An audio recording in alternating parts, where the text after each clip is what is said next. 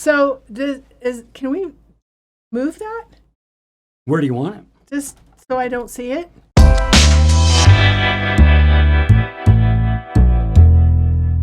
What are they talking about? Welcome, everyone, to episode 1 of the Nutshell podcast. Life is what you make of it. And there's no of in there. It's life is what you make it. But I just put an of in there. So Penny and I will fight later on whether or not we're keeping the of. I'm Lon Schiffbauer. I'm Penny Bivens. We both teach at Salt Lake Community College. We are business partners. Penny is my former boss at Intel Corporation. And most importantly, we're just really good friends. Yeah. So besides the fact that because of all these things we like to hang out, what are we doing here? We are doing a podcast. Why are we doing a podcast, Lon? So we're doing a podcast because we want to have fun. And we love to talk about all kinds of different things. And we just saw this as another opportunity to connect with our totally awesome students and audience. With some freedom, with the license to go deeper into these experiences and stories that we want so badly to take these detours in our classes, and we're constrained by the curricula and the assessments and the content of the class and whatever. So, we've had some pretty interesting conversations with our students. Let's continue the conversation. Let's continue it. It is so true. Now, guys, when you go to college, when you go to class, a lot of thought has gone into creating those classes, the curricula and so forth. But Penny's right. Sometimes we just want to go off on some wild-ass tangents, and you can't always do this. So we should rename this podcast to the Wild-Ass Tangent Show. We might. We'll have to see if there's one already with that name. That's right. See if there are any other geniuses that thought of that. Yeah. Well, it's not just tangents, though. Because with our experiences, one of the things we've talked about we're going to cover in this podcast is, what do we wish we would have known when we were just coming out of college? Right. What are all of the experiences that we've had, the hard lessons and the good lessons that we wish somebody would have told us, right? So yes, there are tangents as it relates to, marketing curricula or business management, but as far as life, they're very relevant. Totally. And this brings me, maybe we need to, I've kind of alluded to our classes, you've alluded to our students. Who's the audience for this thing? Who are we talking to? Who's on the other end of that mic and that camera? Well, I'm envisioning my students. Yeah. I have really enjoyed teaching and making the connections with the students. And, I've had students who are still in high school. Isn't that something? And I've had students who are past retirement, right? So when I say student, I think typically we're thinking 20s kind of, but really anybody who has an interest in, career transition, marketing, management, success at work, success in life. Yes. I just violated the biggest rule of marketing, by the way. The biggest rule of marketing is when somebody says, who's your target audience, and you say everyone, you're wrong. Yeah. You're supposed to keep it really small. Yeah. But we've already said we're going to break the rules here, right? Yeah, we did. So there you go. There you go. We're going to do that. So perfect. I love it. And I'm even going to expand the audience a little bit more. If you're thinking of going to college, if you're like, okay, they're talking to college students, is college really right for me, and so forth. If you are thinking of going into college, university, whatever, you're part of our audience too, because we want to show you it's actually a lot of fun and it's really rewarding. So hopefully we can do that. Yeah. So what detours are we going to take? What are the topics that we want to cover? Well, one of the topics that I was really looking forward to covering is what I kind of call who's the adult in the room? Okay. It's not you. It's not me. It's not me. By any measure. And that's one of the grand secrets that we want to share, right? Yeah. Okay, so you're going to get your first job out of college, right? And you're going to be all excited and so forth. And you're going to walk into a place and you're going to feel like, I have a college degree. I should be competent. I should know what I'm talking about. I am adulting now. And you're not going to feel that at all. And so it's kind of like, how do you succeed? Are you just faking it, going through the motions and encumbered with imposter syndrome and so forth? I'm really looking forward to exploring those ideas. Yeah. And you think that you're the only one that is feeling like that. But then you figure out that you're not the only one. Yeah. There are 50-year-old dudes walking around still feeling that way. Yeah. Yeah. Very good. What else are we going to look at? One of the things that I remember as a big transition for my life when I went from being in college is this syndrome that I call, when is this semester going to be over? Because, when you're in college, you have some control over your schedule. If you don't like it, it changes the next semester or the next quarter. And then you start working 8 to 5 on somebody else's schedule. And it feels like it's going to last forever, right? So it's like that. How do you overcome that initial shock and the feelings of dread and drudgery? Yes. Because, gosh, a semester is 4 months. Anybody can get through 4 months, even if you're kind of hobbling across the finish line at the end.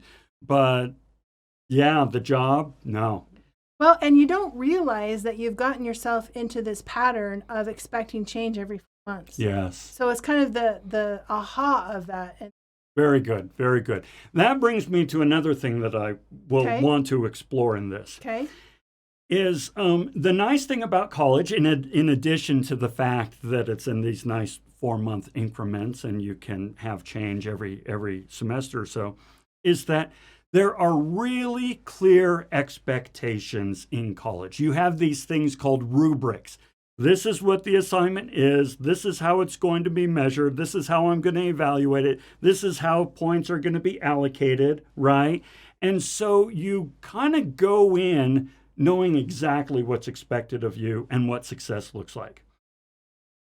Is that the case? No. No. There is no rubric for life. There is no rubric for life. There is no rubric for success in the corporate world necessarily.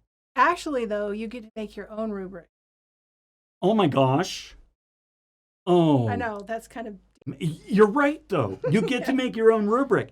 And, one of the things that I like to tell students is, okay, I've got good news and bad news. The good news is all the easy problems have been solved. So, we've been in business now for centuries and centuries. All the easy problems have been solved. The bad news is that means that only hard problems are left. And there is no rubric for those. However, good news again, they'll pay you well to solve the hard problems. And making your own rubric, that's like totally cool. And on your point about they'll pay you well for solving the problems, that's another change from college too, because in college you go to the professor and you say, what do you want me to do to get the grade? Whereas in a career, they expect you to come with solutions. Yes. So what do you need to do to add value and to contribute and to solve the problem? Come up with the solutions. Oh, really good point. Okay, what's one more? One more that we're going to explore in here. Happy accidents. Happy accidents, one of my favorites. What's a happy accident? For me, it is when something happens in life that you didn't plan for that turns out to be the best thing that you could have ever imagined. So in college, we always have a plan. You know what classes to take next. You know what extracurriculars you need to do to be successful. You've read the rubric, whatever. So you get accustomed to always needing to have a plan. And you get out in life, and sometimes life doesn't go according to plan. That's right.